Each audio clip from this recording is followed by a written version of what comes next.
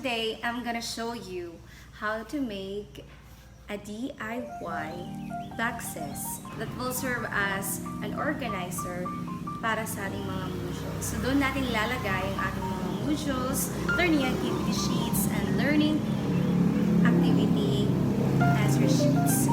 So, like this. So, ito yung ginawa ko.